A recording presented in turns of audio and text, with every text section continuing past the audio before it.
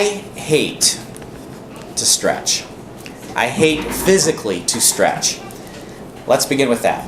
Stretching is not a comfortable experience. When you're in physical therapy, you have to stretch. It is not fun. I want to exercise, and in order to exercise, you have to prepare. But I don't want to prepare to exercise. I just want to exercise. But in order to exercise, you have to stretch before you begin to run or lift weights or do anything. So to me, all you're doing is exercising to exercise. To me, that seems like a waste of time, but it's not. Stretching is so important. If I don't stretch, I end up having a miserable experience. If I'm running, my legs cramp up early. They don't want to move the way I want them to move. Why? Because my muscles were never prepared to move in the first place. And that's what stretching is all about. If I can't stretch, I can never truly reap the rewards of exercise. In fact, if I don't stretch, I probably won't be exercising for long. Due to injury or exhaustion, I'll end up in worse shape than I was in the first place. I think the idea of stretching is just as important for us in life. The day before yesterday, former President George Bush jumped from an airplane, as he has every 5 years on his birthday. 90 years old. Guess what? He's still stretching. He's doing something that I'm not going to do. He is still stretching at 90 years old. Olympic gold medalist Darrell Pace was going to give an archery exhibition in New York City's Central Park. The event drew huge crowds, and the media covered this event on television stations. Pace shot these steel-tipped hunting arrows, and without a miss, he hit the bullseye over and over and over again. Then he called for a volunteer. All you have to do, he said, is hold this apple in your hand, waist high. Well, ABC correspondent Josh Howell took a bold step forward. Josh Howell stretched. He stood there with his hand stretched out, holding a small apple in his hand, and some have said a much larger one in his throat. Pace took aim from 30 yards away as everyone held their breath. Then the arrow shot and hit it cleanly and perfectly, and the apple exploded before striking the target behind. Everybody applauded. Everybody was excited, not only for the archer, but for Josh Howell standing there holding the apple. That was when the cameraman from ABC approached him and said, "I'm sorry, Josh, I didn't get it. I had a problem with my viewfinder. Could you do it again?" In our spiritual lives, stretching isn't a one-time event either. It is something that should be ingrained in us our entire lives. The beginning of the book of Mark of the New Testament is a whirlwind. We move so quickly in it. We see many differences in what Mark chose to include versus what Matthew chose to include. Mark doesn't give us those begats that begin in Matthew. We don't hear about the birth of Jesus. We don't hear about the childhood of Jesus. By the end of the first chapter, we're already into his testing. We're already into his baptism and the first miracles. We see his ministry right away. Mark doesn't waste any time. And by the time we get to the third chapter, Jesus is already in trouble with the religious leaders of the day. The Pharisees and the Sadducees didn't like what they were seeing. Everything Jesus did caused tremendous anger among the Jews. Anything he said was dissected and resected and scrutinized. Why? Because every miracle, every great speech, every utterance of Jesus was attracting huge crowds. And these huge crowds were hearing Jesus speak not about tradition and rules, but about love and truth. And a truth that could only be found in God. As a result, the leaders were already trying to figure out how to silence Jesus. At the opening of the third chapter of the book of Mark, we hear the final of 5 different, what they call conflict stories. Conflict between Jesus and the religious leaders. If you read from the beginning of Mark, you'll find these 5 stories all share basically the same theme. They violate rules and they violate tradition. Jesus forgave a man's sin, something that no man should ever do. The religious leader said, "You can't do that. Only God can forgive sin." I'm surprised that Jesus didn't just say, "Exactly." But that's what happened. As Mark continues, we read that Jesus ate a meal with sinners. How dare he do that? Then Jesus allowed his disciples to pick and eat grain on the Sabbath. Again, how dare they? That was against the rules. Jesus refused to play by the rules, and the religious leaders realized they had a huge problem on their hands. So they began to find ways to try and trap Jesus. And this is where we begin our passage today. Another time Jesus went into the synagogue, and a man with a shriveled hand was there. Some of them were looking for a reason to accuse Jesus, so they watched him closely to see if he would heal him on the Sabbath. Jesus said to the man with a shriveled hand, "Stand up in front of everyone." Then Jesus asked them, "Which is lawful on the Sabbath, to do good or to do evil, to save life or to kill?" But they remained silent. He looked around at them in anger, and deeply distressed at their stubborn hearts, said to the man, "Stretch out your hand." He stretched it out, and his hand was completely restored. Then the Pharisees went out and began to plot with the Herodians how they might kill Jesus. I've heard this passage preached many times over the years, and the focus is usually on Jesus and his confrontation with the religious leaders. However, I want to look at it from the other side, which is from the man with the shriveled hand. What would it have been like to be this man? How would I have reacted in the same circumstances? And what was Jesus really asking this man to do?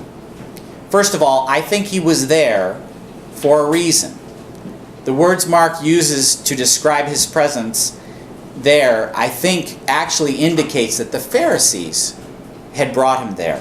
I think they had gone to him and said, "We want you to come to the synagogue." How do I know that? It appears they knew that when it came to the Sabbath, Jesus was in the synagogue. Guess what? Jesus went to church every Sunday. He was there. They knew he was going to be there. Jesus wanted to reach the Jews. He was a Jew.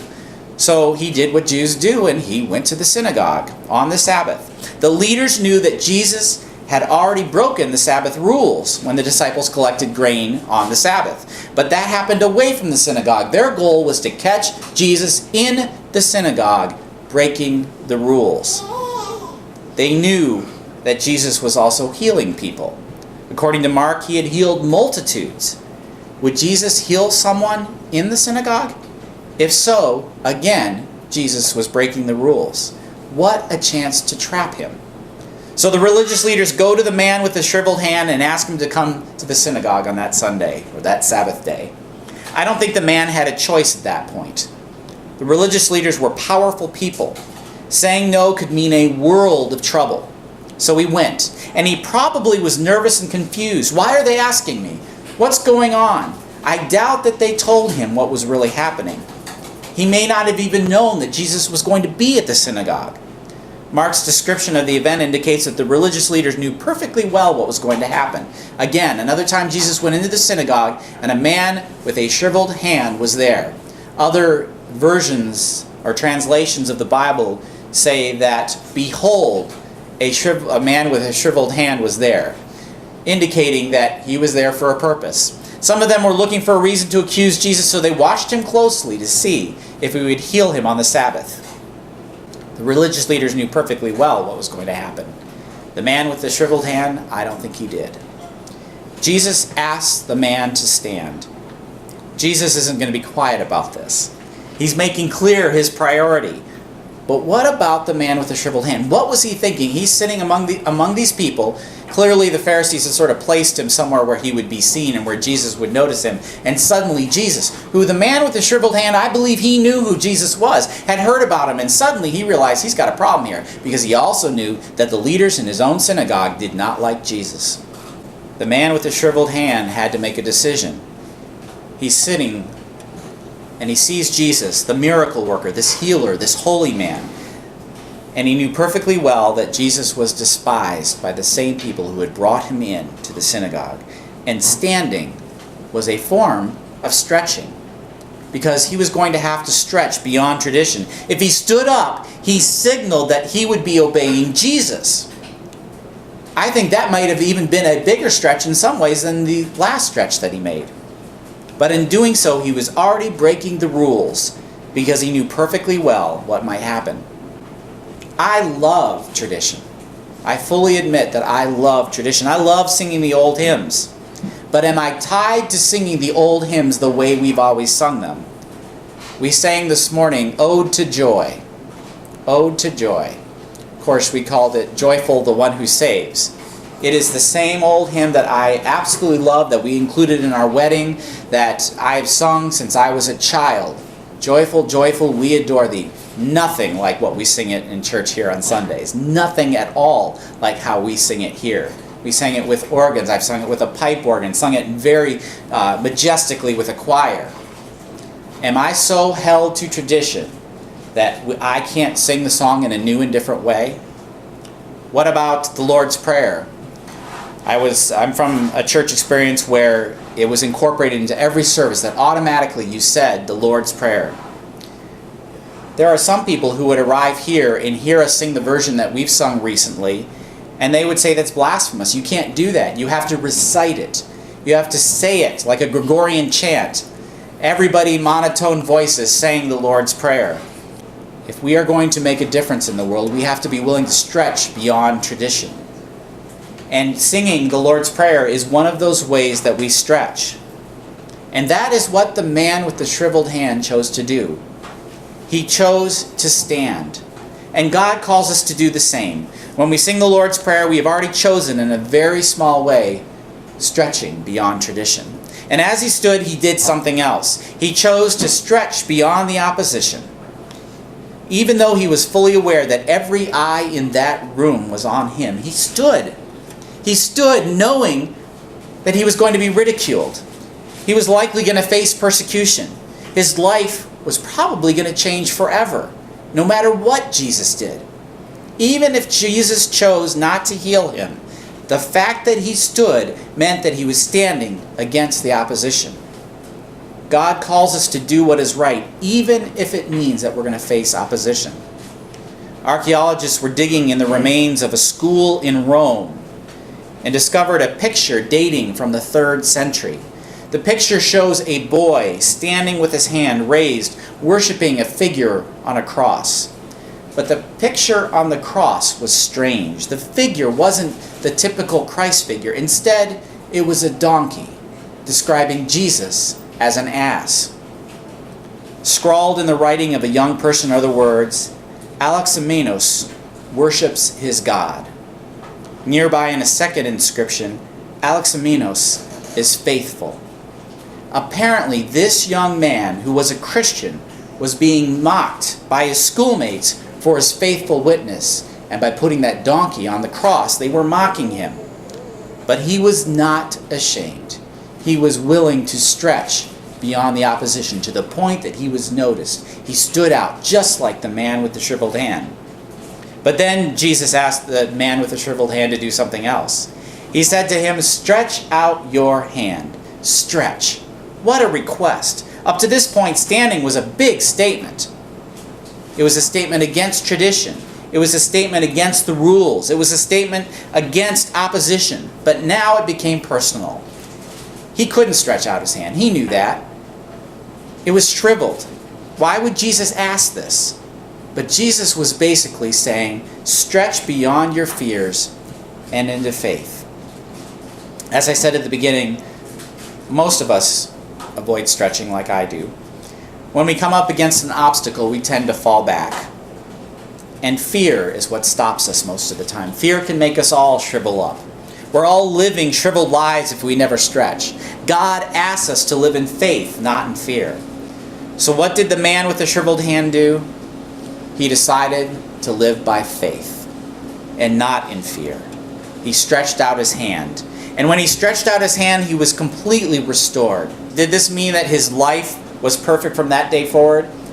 I don't believe it was. Because by standing, he broke the rules. By stretching out his hand, he broke the rules. I think that he probably faced a very hard life after that. I suspect he was ridiculed just like the boy in the inscription at that Roman school, being made fun of, mocked, and ridiculed. Jesus calls us all to stretch. He calls us to stretch beyond tradition. He calls us to stretch beyond opposition. And he calls us to stretch beyond fear into faith. Those are all things that are hard for all of us to do. To this day, it's still hard for me to do. To step out in faith and leave fear behind is one of the hardest things that any of us can ever do. But that's what God has called us to do.